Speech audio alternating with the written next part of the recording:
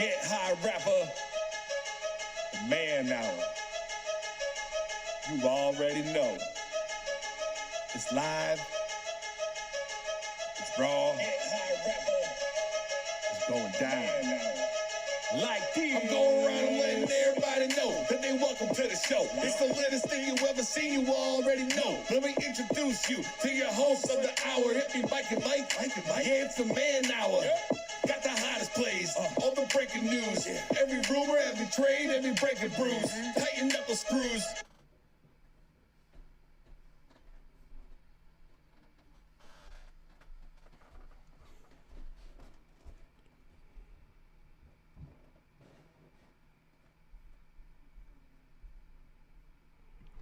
Welcome to the Man Hour After Dark. Sorry about that. Having some technical difficulties there with the music tonight. But nonetheless, we are here for the Man Hour After Dark. I am here with my man, Mike LeBlanc. Mike, what's going on, buddy?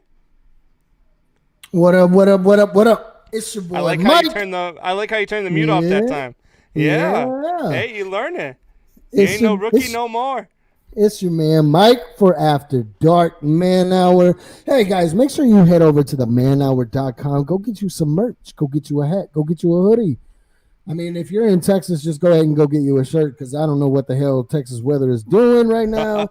We're in the middle of November. It's 85 degrees outside. I don't know what is going on, but go over to the Man Hour. Go get you some merch. Make a donation. Weather has been absolutely insane, man. Here in Chicago, it was like 75 for a week straight last week. That's insane.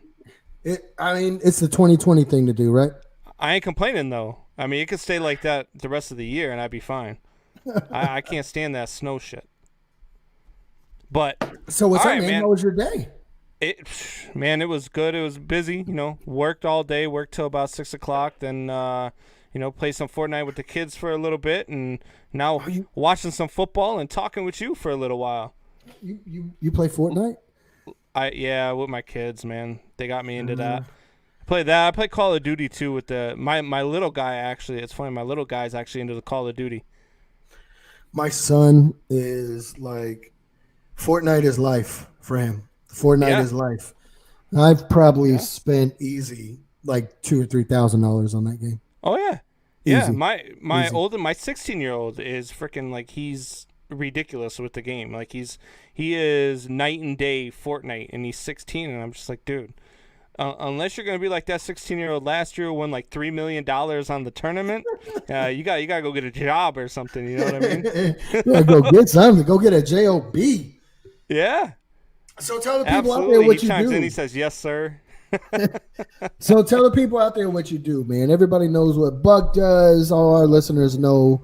I own my own digital marketing agency, so tell people for the last 15 years, I owned my own carpentry business. And when I moved back and relocated back to Chicago, I just decided to collect a paycheck as opposed to having to chase people for money. So now I'm a project manager for a local carpentry business, and that's what I do during the day when I'm not on here talking sports with you guys.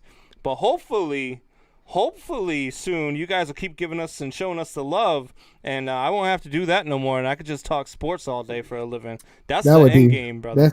That's the goal right there, to talk sports all day long. Oh my God. To you lovely people out there. Hell yeah. And speaking of sports, I'm not sure, like, I know you're watching the game. I see you got it on in the background. King Henry right now making a crazy run, as King Henry does, and the Titans lead the Colts right now 7-3. I would like for the Colts or the Titans to score one more touchdown and leave it like that, because then I win $100 on my strip card this evening. And well, that's not going to happen. Hey, no, they just need to leave it there for the first half. So we got 12 minutes to go to the first half's over. And then after that, they can score. As long as the final score ends in a 7 as well, we'll be good. But speaking of football, man, I don't know if do you watch any of the ESPN stuff? Like, I know I like to listen to Stephen A. and all them every once in a while. I don't really care for Max Keller. Max Keller, you know who Max Keller reminds me of? Who? Our boy Buckheister. Oh, just he's always coming saying some stupid stuff, man. He's always got some stupid stuff saying. I guess you have to have a retard in the bunch, right? Buck and Max Kellerman, the only two people in the world who think that Brady's been done for the last 6 years. I guess, and Brady keeps proving them wrong every year. Oh yeah, absolutely. But so they had Brett Favre on today, or it was yesterday actually. They had Brett Favre on, and they asked Brett Favre what's going on in Philadelphia, and Brett Favre kind of called out Carson Wentz and said, it's not really the coaching. This is more of a can't stay healthy thing, and this is on him. I mean, he's not wrong. I didn't really get to see what Brett Favre said, but I mean, he's not wrong. Carson Wentz can't stay healthy. I mean, he's hurt year after year. So, I mean, it leads you to believe that did the Eagles make did they make a mistake when they drafted Carson Wentz? I don't want to say they made a mistake because Carson Wentz is still a very viable starting quarterback. I'd take Carson Wentz over the two idiots we have in Chicago. So there's some starters in the league that he could start over. I'm sure Jacksonville would love to have a Carson Wentz. I'm sure, lots of there's a couple other teams, the Jets. I mean, to me, the Jets, it don't matter who the hell's their starting quarterback. That Jets organization is defunct. But yeah, they got they got to get rid of Gase before they can really start rebuilding. That guy he's literally torn the Jets down. Because I mean, if I remember correctly, was it like 3 or 4 years ago? Jets were actually a team that were something. People thought like, hey, they're definitely a playoff team. I don't think they would ever say the Jets were going to win the Super Bowl, but they were definitely a playoff team. And then Gase got there and kind of just blew up the spot. Yeah, I mean, Gates is, and from the start of his first interview when he took over, you remember that when he looked like he was on like speed or something? His eyes where he's like, and you're like, what the hell is this guy on? And then he starts coaching, and you're like, what the hell is this guy on? Because it really does not make sense. He's torn that organization apart. But, nonetheless, getting back to Philly and Carson Wentz, I mean, look, Brett Favre is one of those guys who is always going to lead towards taking the limelight. And I believe that Brett Favre knew what he was doing when he said what he said about Carson Wentz. I mean, Brett Favre, arguably, you got to put Brett Favre in the top 6, top 7 quarterbacks of the league or of all time. No. Come on. No. Come on. No way. Top 10. Top 10. Top 10 is arguable. Top 10's arguable. But it's Brett Favre. Definitely not top 5, top 6. No. You're crazy. I don't know. Aaron Rodgers is over Brett Favre right now. No, I agree with that. I think Aaron Rodgers is definitely a better quarterback than Brett Favre. But so then what? You got three Green Bay quarterbacks in your top 6 then? Who's the other Green Bay? Bart Starr. Brett Starr? I don't know if you put Bart Starr that high. Let's be honest. Yeah. I think Bart Starr was better than Brett Favre. Brett Favre. No way. Oh, dude, Brett Favre was a killer, and that's Brett Favre. And I don't want to say that Brett Favre's not, because Brett Favre is my argument for Jameis Winston being a top 10 quarterback when I talk about Jameis Winston, because I feel like Jameis Winston is just like Brett Favre. Jameis Winston is a gunslinger who's going to throw a lot of interceptions in his career, just like Brett Favre. Nobody's ever thrown more interceptions in a career than Brett Favre. I get that, but let's talk about winning percentages though with Brett Favre. I mean, he did it in Green Bay. Not only did he do it in Green Bay, but he went to Minnesota and he did it in Minnesota and almost took him to a Super Bowl in Minnesota. Why is my boy Hoffy coming at me right now? He's having Gase as your head coach is like having Combs as your podcast host. Wow, wow. Fuck out of here! What are you talking about, Hoffy? Guess who don't have a show no more? Hoffy want to talk stuff, and now Hoffy all of a sudden isn't getting the link on Sunday. Hey, LeBlanc, what you doing on Sunday? You want to come join me on TSS? Let's go. As long as we're not doing like 2 hours. No, we just do 1 hour now. Yeah, I let's was go. doing 2 hours, but then I added Hoffy to the show, and we just couldn't hold down 2 hours. So Yeah, let's now go. we had to go to 1. Yeah, let's go. All right, cool. All right, so at any rate, look, Carson Wentz has been a really good quarterback, but he's also been a really injured quarterback. And I think that without the injuries, Carson Wentz could have been something special. But now I think that he would just be a really good backup. He would be that guy who could come off the bench for you and save your season if your starter goes down. I hate to agree with you because I do think if he could stay healthy throughout the whole season, Carson Wentz is. If he could stay healthy, ass. Look, now he's kissing ass. if Carson Wentz could stay healthy throughout the whole season, he's top 5 quarterback in the league, in my opinion. Maybe not top 5. Let me retract that. Top 7. Easy. I mean, I think he can go to a lot of teams and turn a lot of teams around. I think he can go to teams that are really like a quarterback away from really like the Bears. So if you put Carson Wentz on the Bears right now, are they better than 5-4? Yes. And I think if you put Carson Wentz on the 49ers, it's a better team than Jimmy G. I like Carson Wentz better than I do Jared Goff. Hey, Hoffy, head over to the YouTube channel and start chiming in on the YouTube channel. Look, I like him better than Goff too. Excuse me.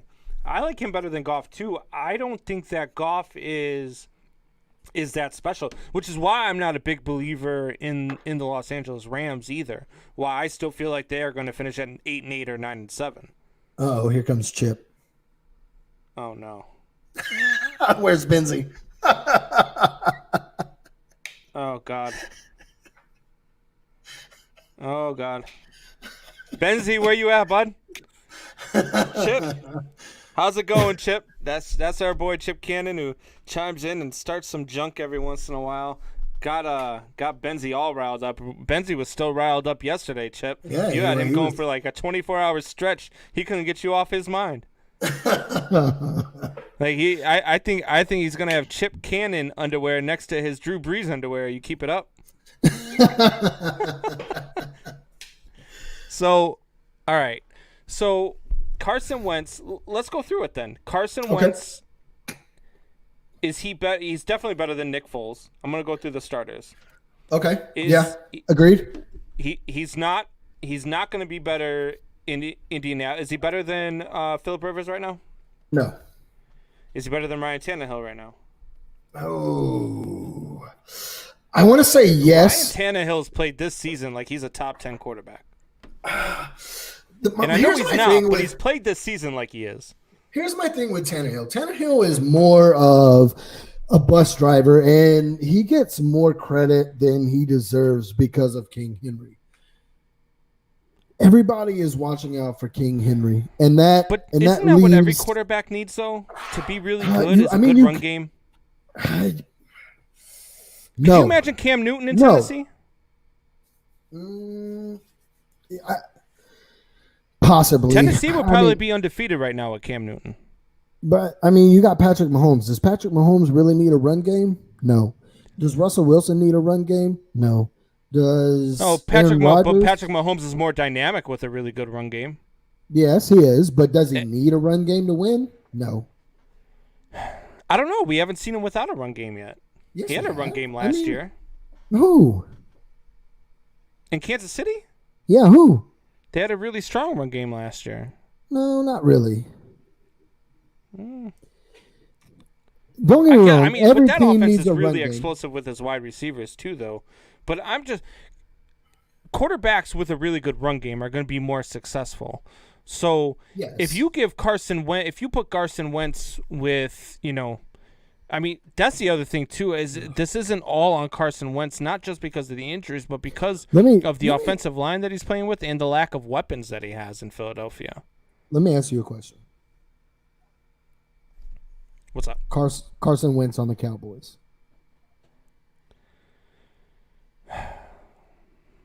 Yeah. Yeah.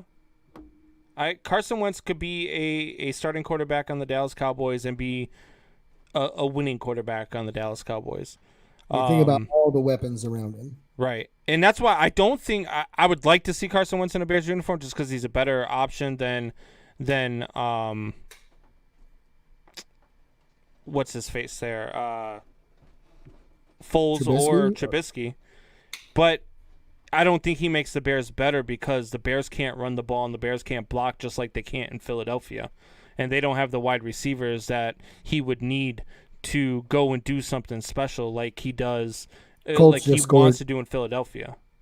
Yeah, Colts. Indianapolis just scored. But no, all right, so let's finish going through it then. So he's not better. You're not going to take him over Justin Herbert, right? No. In Los Angeles? No. And you're not taking him over Burrows in Cincinnati? No. Are you taking him over Darnold in New York? Yes. Really? I take him over Darnold in New York. I like Darnold, and I think Darnold in New York is really good. I just think he's been the product of a really, really bad organization. I think Darnold is good, but I don't like the season that Carson Wentz had when he tore his ACL. That he had an MVP season. He showed that he has greatness, right? I just don't. I haven't seen that really from Darnold, even though he doesn't have a whole lot of weapons around him. I mean, he had Le'Veon Bell around him. You know what I mean? Yeah. And still, we didn't see a whole lot. So that's why I would go with Carson Wentz over Darnold. All right. What about? I'm trying to think off the top of my head. Carson Wentz in Oakland. You take him over Derek Carr? Oh, Las Vegas.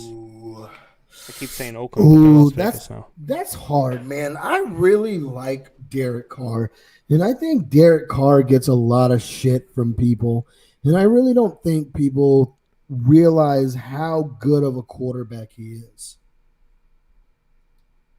I think Derek Carr is a great quarterback.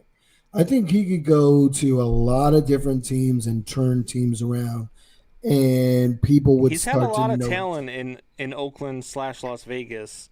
Has he? He has. Oh, absolutely. I mean, they went through a couple of really good running backs. They had Jacobs there for a little bit. They've had some really talented backs, Jennings, and then he's had some really good wide receivers go there, and they just don't win.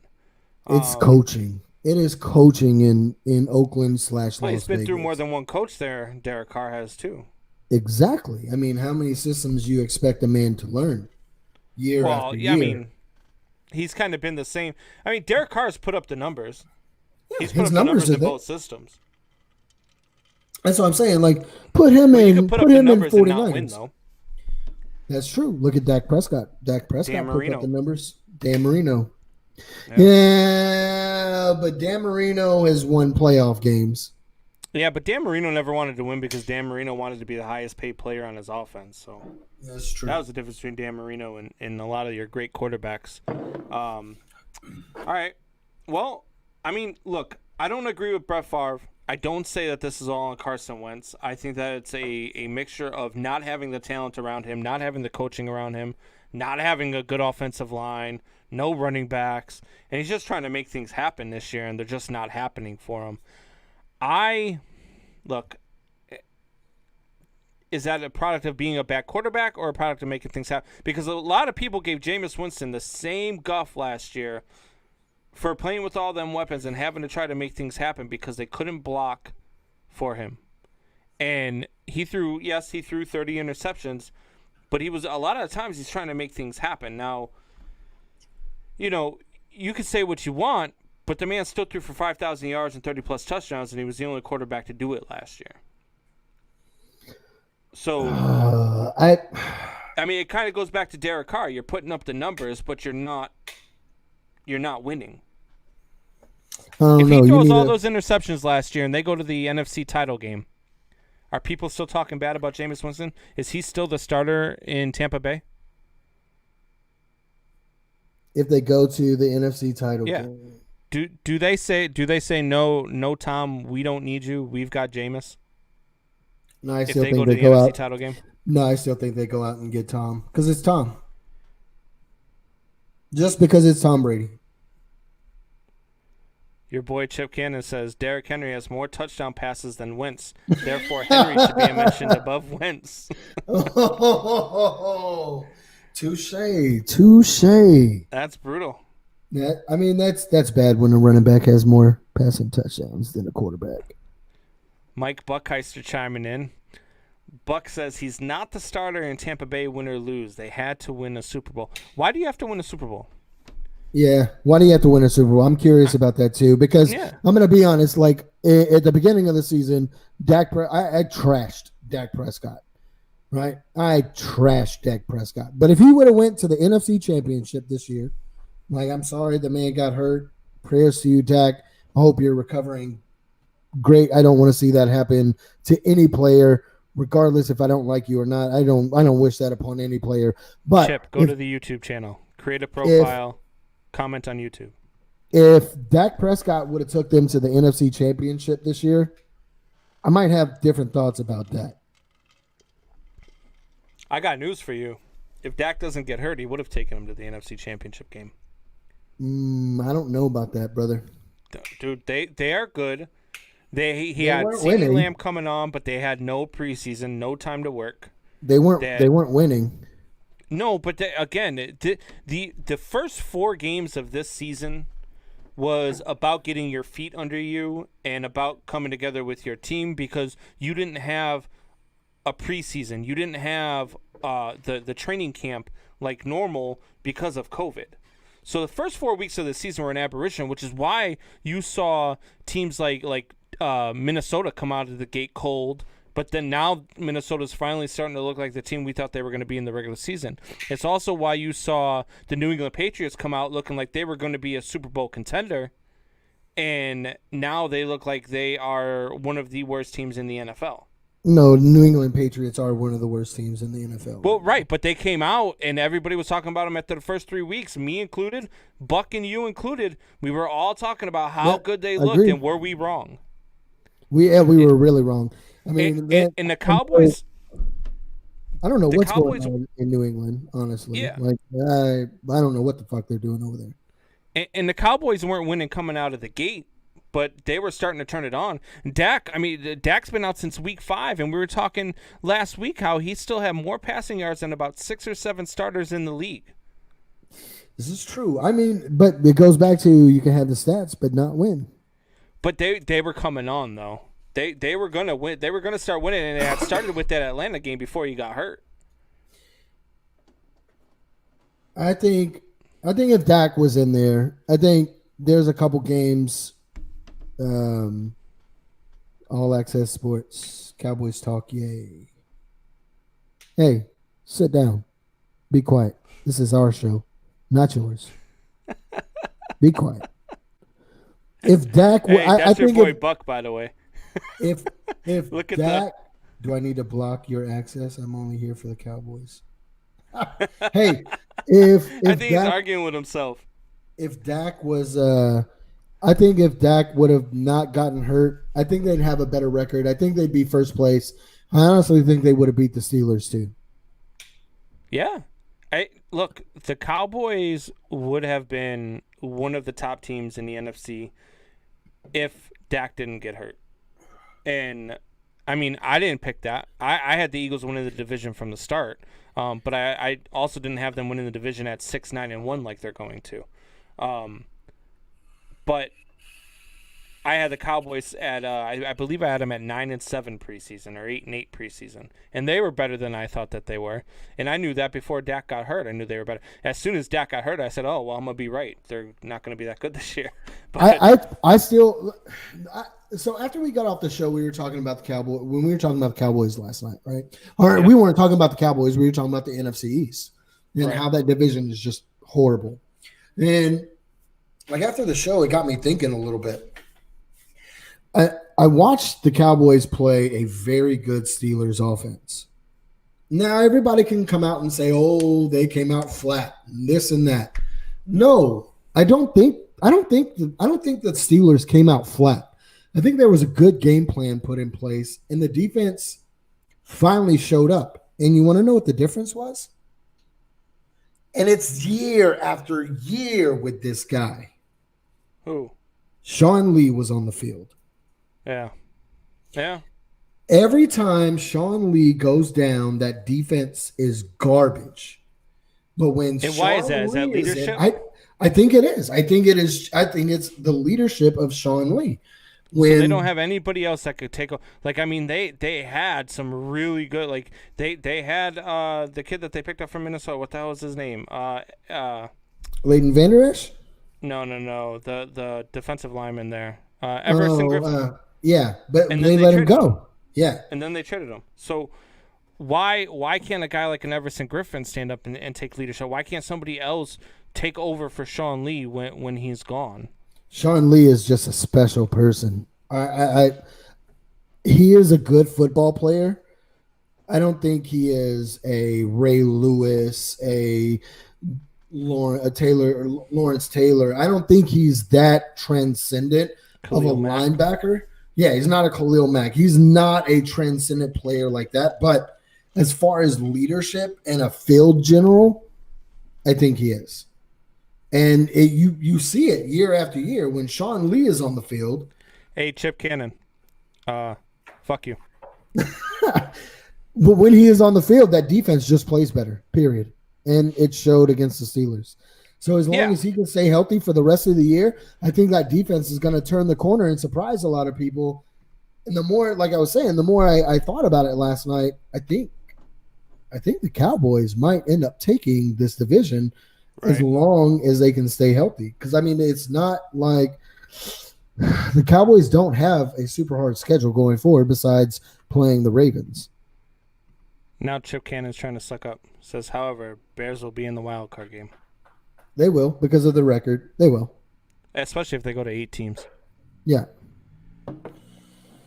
John Hoffey coming out here at Chip Cannon saying keyboard thug. So speaking of the NFC East. Okay. Does Alex Smith, because Alex Smith is going to be the starter, does Alex Smith save this football? Do they save the football team season?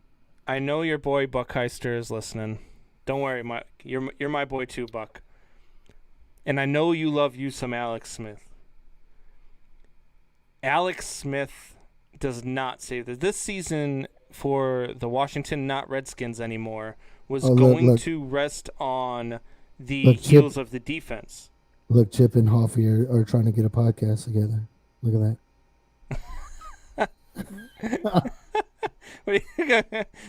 You know how I start off our TSS one every week saying the best damn sports podcast on the planet? Yeah. They would start theirs off. This is the worst sports podcast on the planet. But no. You guys, he said, sure, check out me and Professor Leonard anytime. But anyway, no, he does not save their season. This season for the Washington not Redskins anymore was going to be all about that defense. They're built a lot like the Chicago Bears are. Hold teams to under 17 and try to score 20. That's what the Bears are built on. That's what the Redskins are built on as well. So I don't think that he saves their season. I do think that they're the only team in that division that can compete with the Philadelphia Eagles. But I think they're only going to win 4 or 5 games, and the Eagles are going to win this division at 6-9-1 or 7-8-1, something like that. I'm going to disagree with you. I think Alex Smith comes in, just, I guess call me sappy, but I love to see a comeback story. Alex Smith nearly died, right? This is the stuff movies are made out of, right? Yeah. Alex Smith almost dies after he broke his leg. Comes back. What has it been? 2 years since he's played? Yeah. Comes back. That defense is already the Redskins. The not Redskins defense You know what? I'm going to call them the Redskins, and if you don't like it, then I don't give a shit. They're going to be the Redskins. I'm sorry. I display the helmet every week. So, look, the Redskins defense they're a good defense. I don't care what anybody says. That defense it's a good defense. That offense, I think Alex Smith, that the leadership Alex Smith offers, not only that offense, I feel, is going to want to play for him. They're going to go to war for Alex Smith more than they did with Allen, right? You're talking about a man who, with a story, like, look, guys, I almost died. Took 2 years. Here I am to be with you again. Let's go out and let's go do this. There's something about, and you were in the military, right? There's something about a leader that has a story that is been put through the ringer and is still here, and he is with you. That's somebody that you want to follow to hell and back.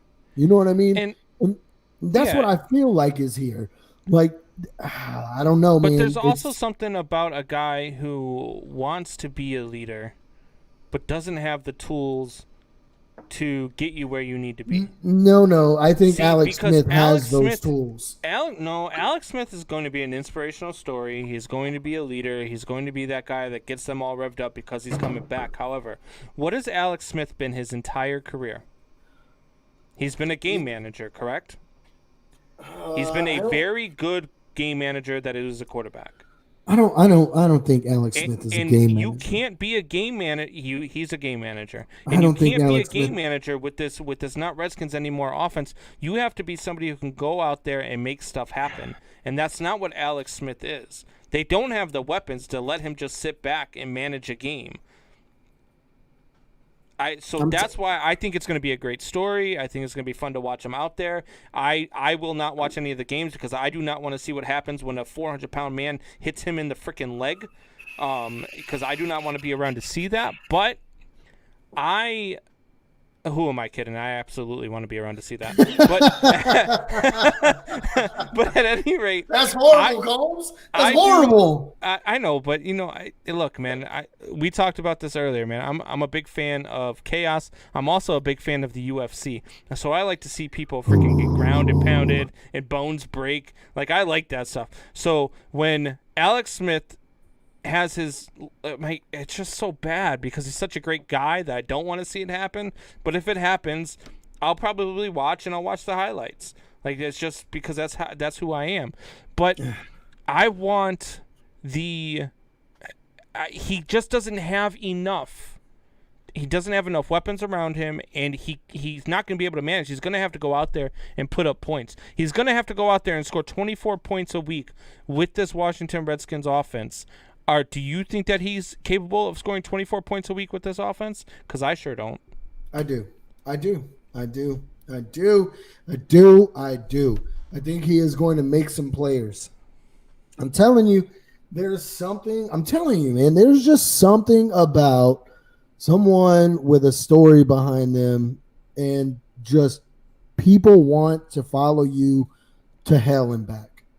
And it just brings out the best in people, right? Regardless of what you're doing, you could be a damn data entry clerk. And if you have a damn good leader and a damn good boss, you're going to be the best damn data entry clerk that you could be, right? It doesn't matter what profession it is. I think a leader with a story is going to, man, I'm telling you, easy there, LL Cool J. Calm down.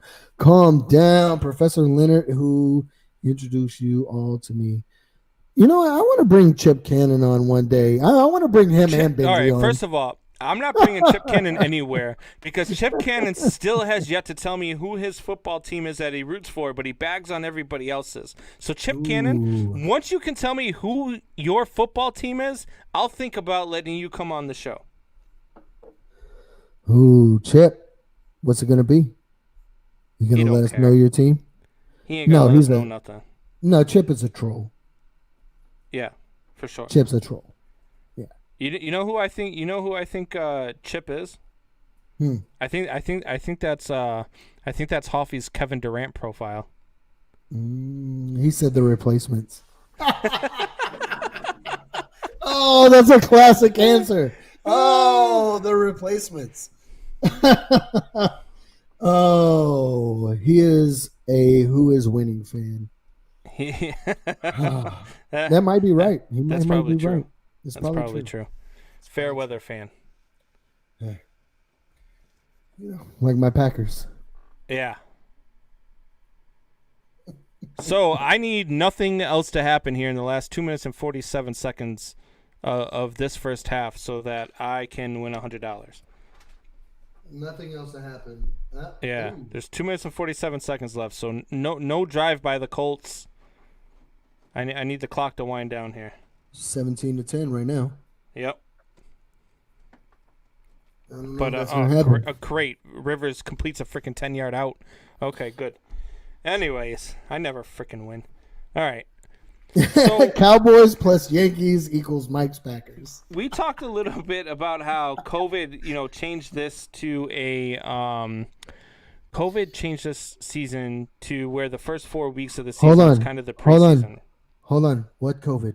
I thought COVID went away. Not till like December. They got to make it look good. Oh, my bad. December. Yeah. That's when Joe Biden will come out and say COVID went away. Gotcha. Yeah. Chip says, speaking of replacements, how's the search for Jay and Offie replacements going? It's pretty good. I ended up with the man hour. Boom. Boom. But anyway, so we were talking about COVID, and Aaron Rodgers came out in an interview and said that the NFL's COVID protocol has double standards. They say we can't go into our break room and we can't eat lunch and we can't eat dinner with the guys that we play on the field with because we would be sitting too close. But we're playing football. So I would have to I see two sides of this, right?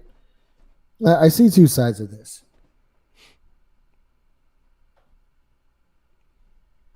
When you're playing football, you are limiting the amount of exposure, right? You're not around them day in and day out all day long like you would be if you're in the break room, you're going to lunch, you're doing this, you're doing that, right? But 2 days after Joe was elected, we have an injection that is... Yeah, because Donald Trump, and we won't get into that.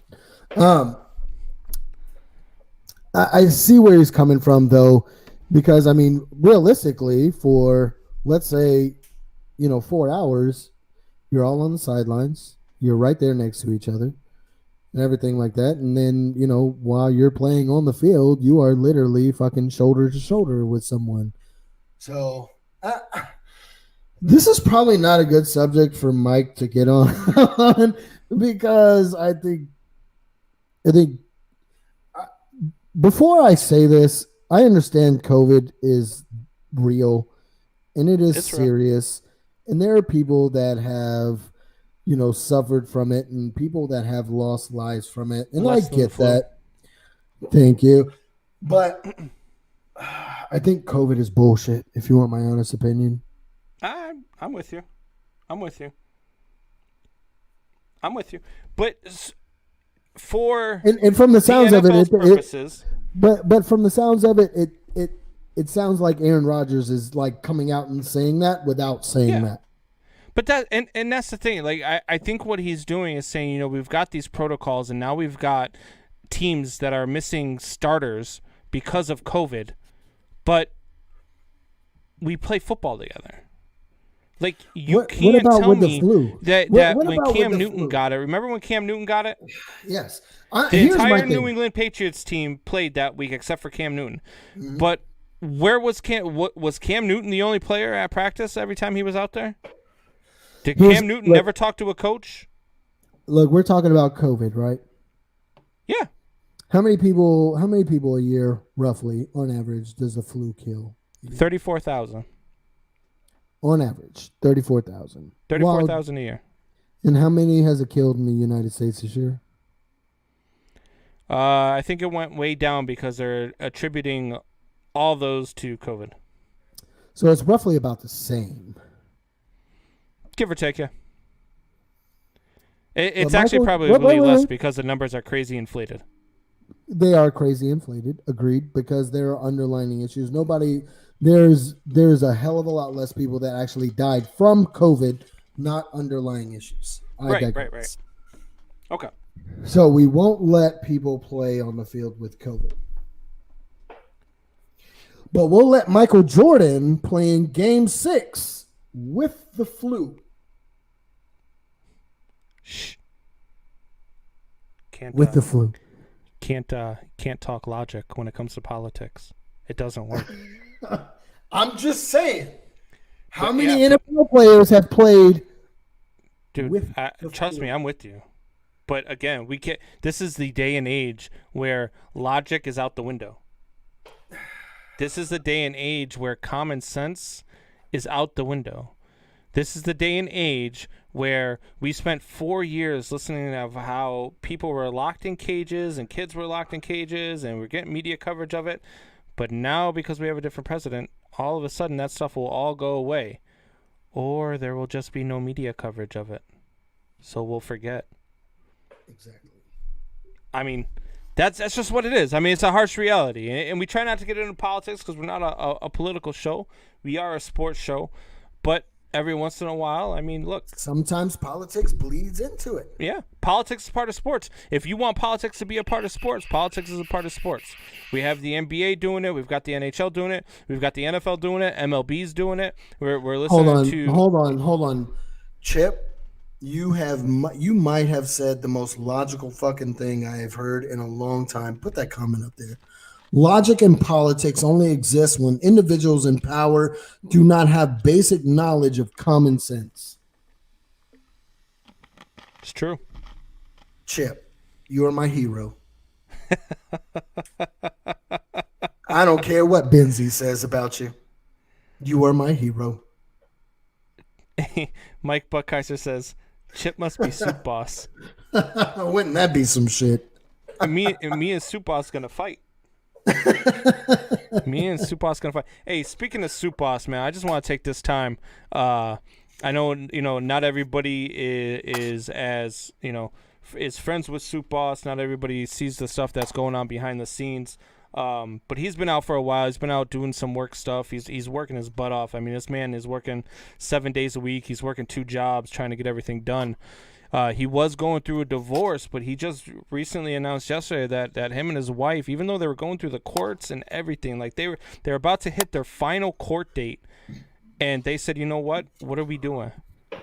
And they said, we've realized we can go on life without each other. We realized we could raise our kids on our own. We realized we could do all this on our own, but we realized we didn't want to. And so they have reconciled, and they've decided to not go through with the divorce, and just celebrated their 10-year anniversary together yesterday. So cheers to you, Soup Boss, and cheers to Mrs. Soup Boss, and here's to a lifetime of happiness with you guys. Man, I'm so happy to hear that. Yeah, absolutely. I mean, it's not every day you get a story like that. Usually it's the other way around. It is. Hold on. While we're speaking about divorce, oh boy, let's talk about this for a minute. We're gonna get some. You want to do this? Yeah, we're gonna get off. We're gonna get off. We're gonna get off topic. Look. I'm so sick and tired. No. I'm so sick and tired of society making divorce have to be a horrible and bad thing. Yeah. It does not have to be. Sometimes it is a beautiful thing. You know what? I'm gonna use myself as an example. I don't speak about my personal life very much, but me and my ex-wife, we are going through. We are separated. We decided, like, hey, do we really like? We understand as husband and wife, we are not fucking compatible. We are not at all. But no reason to rush into divorce where we has to get ugly, drug through court, and all that. We don't even have to do that, right? We are separated. We understand. I live in my own place. She lives in her own place with her girlfriend. She is perfectly happy, and so am I. But here's the beautiful. Whoa. Yeah. Did you just say her girlfriend? She does. She has a girlfriend, and bro. Yeah. What? Why are you getting divorced? She got a girlfriend, bro. No. I mean, No. My wife decided that, my ex-wife decided that, she wanted to bat for the home team, which is, all right. which is Hey, great, which I support it. If that's what makes you happy, boo boo, then do you. But she you know decided what? she liked the same things you did, huh?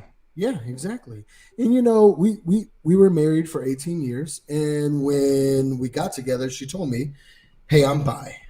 And I don't think she was bi. I think she was a lesbian the whole time. But I digress. So, but look, if you separate or anything like that, look, man, it doesn't have to be ugly, and it does, like, society makes it to where you have to hate each other. There's no reason to Yeah. hate each other. Yeah. Me and my ex are best friends. Like, literally, here's my morning. I wake up, I check work, make sure everything is going good, and then I head over to the house. And me and her sit around, and we have we have a couple shots of whiskey. We talk about the kids. We talk about life. If I'm going through something, like, I talk to her about it. If she's going through something, she talks to me about it. Like, we are really the best of friends. So divorce doesn't have to be ugly.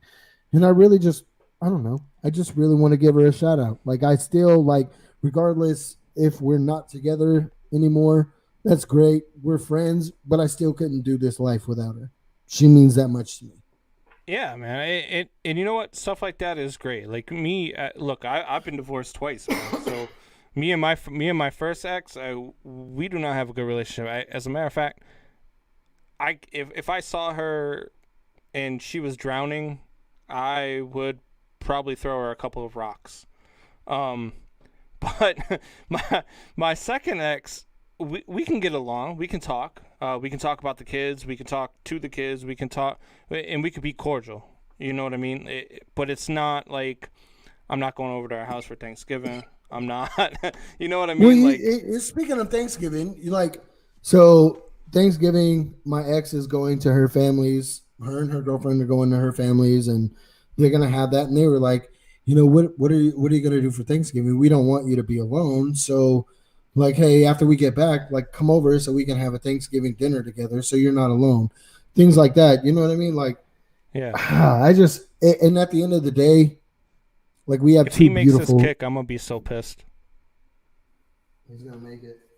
We have two beautiful kids together, Max and Macy, and at the end of the day, that's all it's about. You know what I mean? I Yeah, don't yeah, want my yeah. kids looking back and being like, I don't want my kids looking back and be like, oh, mom and dad hated each other. I hated growing up. You know what I mean? Chip I want says he my divorced his wife for tax purposes, but now they yeah. live in a duplex and have their own suites. It wouldn't surprise me with Chip, some of the stuff he talks Oh about. man!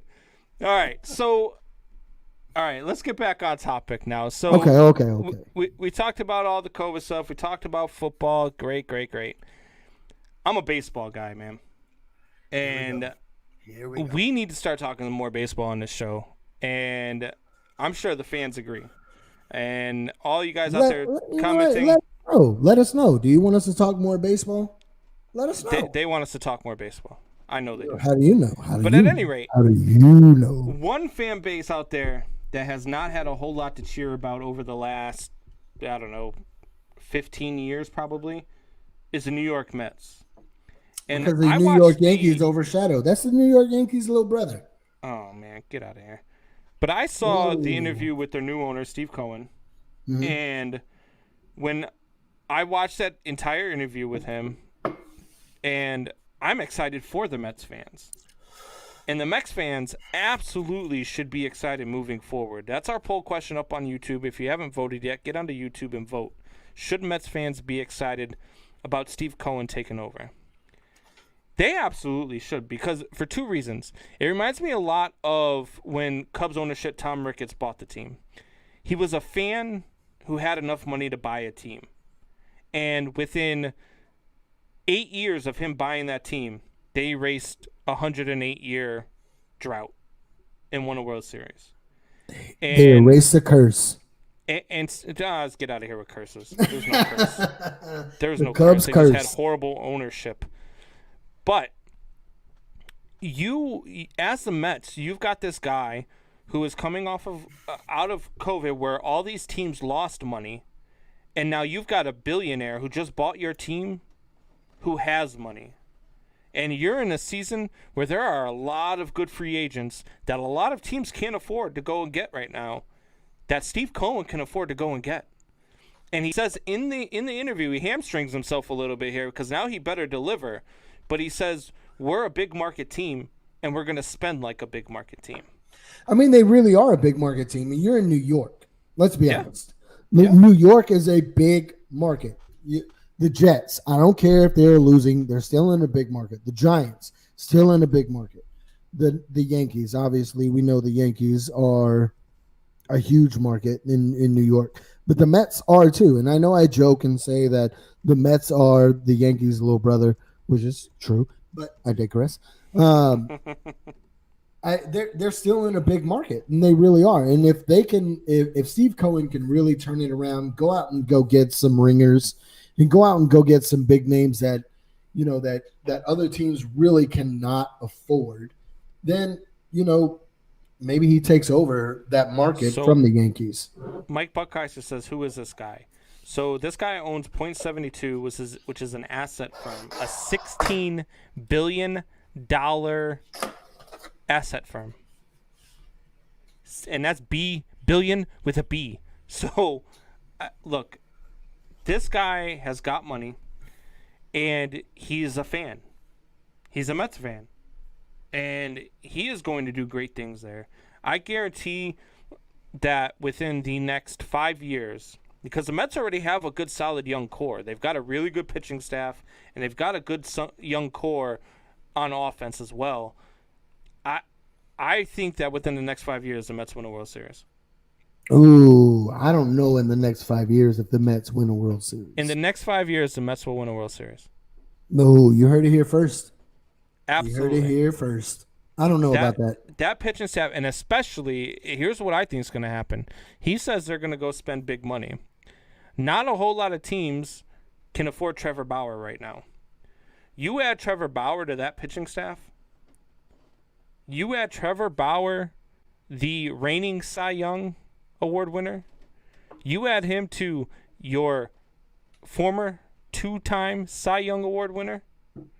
You add him to Thor. That pitching staff is going to be ridiculous. You go out and you get him. You go out and you can get yourself. You can go get, and this is going to piss you off, Mike, but you go out and get DJ LeMahieu to play second base for you. No, hell no. You go ahead and get DJ LeMahieu's an unrestricted free agent. You absolutely could go steal him from the Yankees right now. No, the Yankees are going to retain him. Calm down. Calm down. They're not. Calm down. Yeah, they will. They're not going to retain him. If they're going to retain him, why didn't they offer him a qualifying offer? They will. Calm down. No, it's too late. They can't now. Oh my God! Look, Steinbrenner is going to do what he needs to do to keep his players. We already know this. Jared Paris says the Mets have a window of 2 years. Is that with the pitching staff, Jared? You think that's with the pitching staff?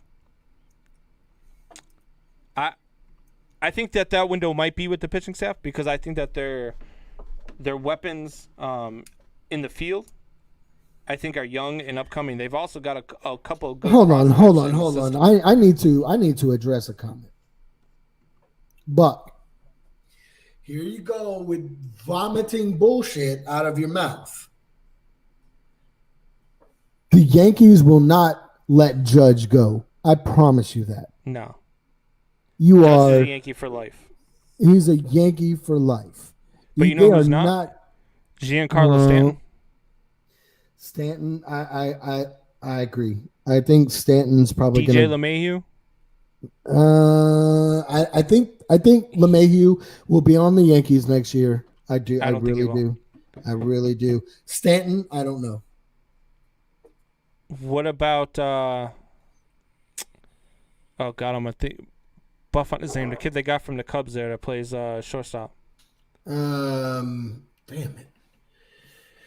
They got him in the trade when we got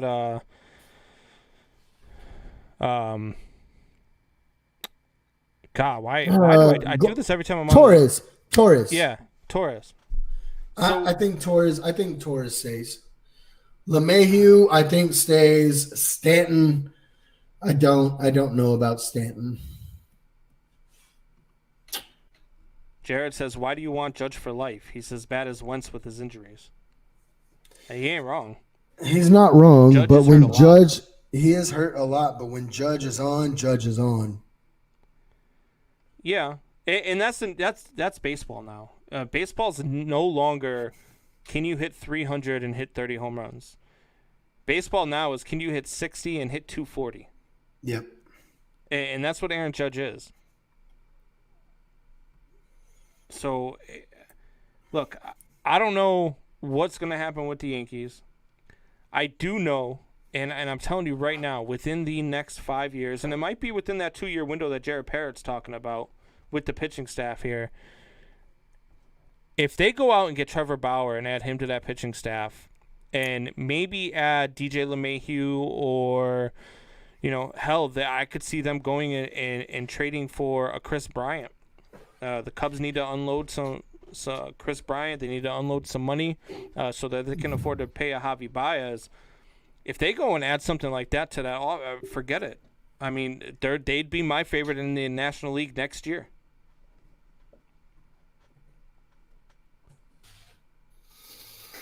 I don't know, man. I'm just telling you. This is Trevor, a good thing for Mets fans. And when was the last time Mets fans were able to be excited about something? When they were losing to the Yankees in the World Series in 2000? What if they go get Real Mutu?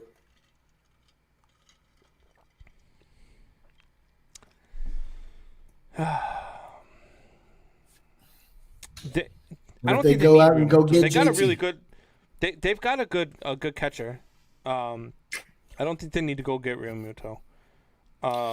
They definitely need to go out and get Bauer. 100%.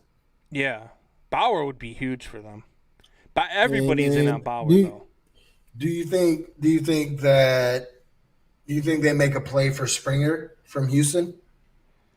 Springer would be a good addition for them, but not if he's going to ask for like the 125 that I'm hearing that he's going to be asking for. If he's asking for 125, he's going to be one of those guys that's on the market until spring training when he has to take a 1-year deal and settle for it.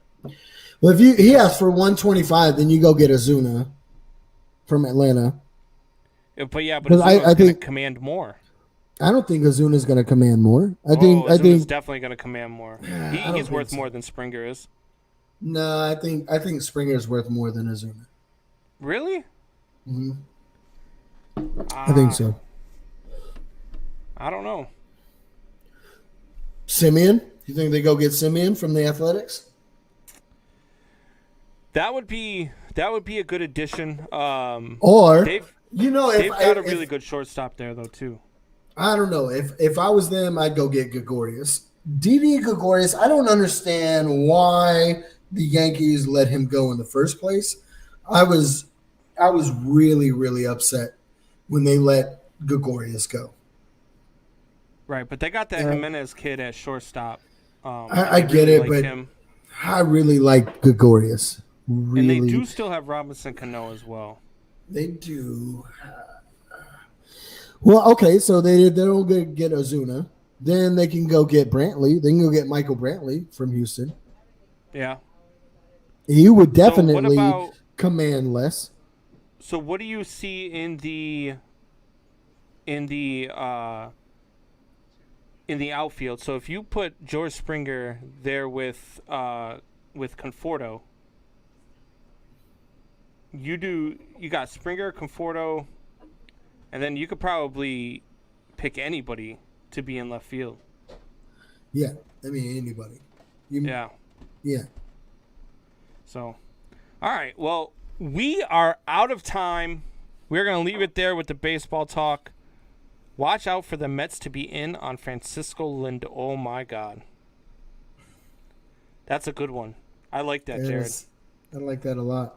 Yeah, absolutely.